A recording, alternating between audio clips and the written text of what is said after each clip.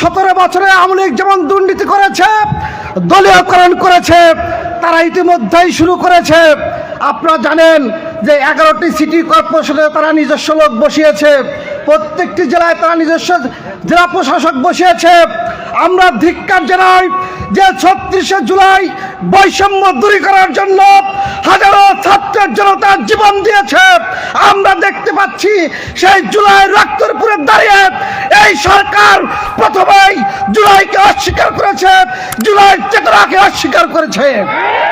বাংলাদেশ জামাত ইসলামী গাজীপুর মহানগর কাশিমপুর থানা সহ কর্তৃক আয়োজিত আজকের এই ঈদ পুনর্মিলন অনুষ্ঠানের প্রিয় ভাই সঞ্চালক, আজকের এই মঞ্চে উপস্থিত রয়েছেন কাশিমপুর থানা শাখার সংগ্রামী আমির জননেতা ফরহাদ হোসেন, অন্যান্য নেতৃবৃন্দ, সামনে উপবিষ্ট প্রাণপ্রিয় দিনী ভাই সব, আসসালামু আলাইকুম রহমতুল্লাহ। সংগ্রামী বন্ধুরা, বক্তব্য অনেক হয়েছে। যেহেতু ঈদ পুনর্মিলনী, আমরাও চাচ্ছি যে আমাদের অনুষ্ঠানটা একটু হালকা হোক, একটু বিনোদন হোক। আমরা এই 5 আগস্ট পরবর্তী নতুন সরকারের কাছে প্রথমেই আশা করেছিলাম যে আমাদের এবার ঈদ যাত্রাটা অত্যন্ত সুখকর হবে, কিন্তু আমরা প্রথমেই দেখতে পেলাম এবার ঈদ যাত্রাটা আমাদের জন্য সুখকর হয়নি। যারা উত্তরবঙ্গের মানুষ তারা বুঝেছেন যে ঢাকা থেকে উত্তরবঙ্গ যেতে কত সময় লেগেছে। এবার সবচেয়ে বেশি ঘর ফেরা মানুষ এবং ঘরে যাওয়া মানুষ, অ্যাক্সিডেন্টের পরিমাণ অনেক বেশি। আমরা জানি আমাদের দৌলতদিয়াতে একটি মর্মান্তিক দুর্ঘটনা হয়েছে, বাস সরাসরি পদ্মা নদীর অতল গহরে হারিয়ে গেছে, সেখানে অনেক হতাহত হয়েছে। আর আমাদের যোগাযোগ মন্ত্রী সংসদে বলেছেন এবার নাকি যাত্রা খুব স্বস্তিদায়ক হয়েছে, যেখানে 200-এরও তো অধিক মানুষ প্রাণ দিয়েছে। এই যাত্রা কেমনভাবে স্বস্তিদায়ক হয়, মাননীয় মন্ত্রীর কাছে আমাদের প্রশ্ন। সংগ্রামী উপস্থিতি, দ্বিতীয় যে কথাটি বলতে চাই, আমরা 12ই ফেব্রুয়ারি নির্বাচনে যারা সরকার গঠন করেছে, আমরা জানি এই 12ই ফেব্রুয়ারি নির্বাচন এমনি এমনি আসে নাই। এই বাংলাদেশে যদি 36 জুলাই না হতো তাহলে দেশে 26-এর 12ই ফেব্রুয়ারি নির্বাচন হতো না। নির্বাচন হওয়ার কথা ছিল 29 সালে। এখন তারা সরকার গঠন করে আমাদের যে দাবি ছিল, জুলাইয়ের যে দাবি ছিল, আমাদের ছাত্ররা যে দাবি করেছিল, তারা সড়কে অবরোধ দিয়ে বলেছিল যে সাময়িক সময়ের জন্য আমরা দুঃখিত, রাস্তা সংস্কার চলছে না, এই বাংলাদেশ নামক রাষ্ট্র সংস্কার চলছে। সংগ্রামী উপস্থিতি, যে রাষ্ট্র সংস্কারের কথা ছিল, যে জুলাই সনদের কথা ছিল, তারা সেই ক্ষমতায় যে 1 মাস না যেতেই সেই জুলাই সনদ তারা ভুলতে বসতে শুরু করেছে। আমরা দেখতে পাচ্ছি তারা সেই সংস্কারের কথা আর বলছে না, তারা সেই আগের ফাঁসিবাদী আচরণ শুরু করেছে।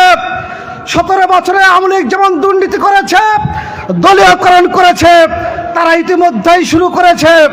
আপনারা জানেন যে 11টি সিটি কর্পোরেশনে তারা নিজস্ব লোক বসিয়েছে, প্রত্যেকটি জেলায় তারা নিজস্ব জেলা প্রশাসক বসিয়েছে। আমরা ধিক্কার জানাই যে 36শে জুলাই বৈষম্য দূরীকরণের জন্য হাজারো ছাত্রের জনতা জীবন দিয়েছে। আমরা দেখতে পাচ্ছি সেই জুলাই রক্তের উপরে দাঁড়িয়ে এই সরকার প্রথমেই জুলাইকে অস্বীকার করেছে, জুলাই চেতনাকে অস্বীকার করেছে।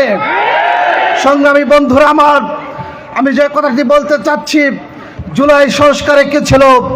জুলাই সংস্কারে ছিল এদেশে স্বাধীন দুর্নীতি দমন কমিশন হবে, স্বাধীন কর্ম কমিশন হবে, স্বাধীন বিচারালয় হবে, স্বাধীন এদেশে সকল ক্ষেত্রে ইনসাফ কায়েম হবে, কিন্তু আমরা দেখতে পাচ্ছি বর্তমান সরকার এগুলো সব বাদ দিয়ে দিছে। ইতিমধ্যেই জাতীয় সংসদে 10টি বিষয়, এরকম 10টি বিষয় তারা বিল আনছে, এগুলো তারা মানবে না। আমরা বলতে চাই, আমাদের ছাত্রনেতা বলে গেছে যে কারুশিলাই সিন্ডি খেলা মোল্লা চিল্লানা। আমরা জানি এই 36শে জুলাই যদি না হতো, লন্ডন থেকে এসে প্রধানমন্ত্রী হতে পারতেন না। যিনি বেশি কথা বলছেন, শিলং থেকে এসে দেশের স্বরাষ্ট্রমন্ত্রী হতে পারতেন না। খালেদা জিয়া দেশ থেকে, জেলখানা থেকে বের হতে পারতেন না। অনেকে জেলে ছিলেন, তারা বের হতে পারতেন না।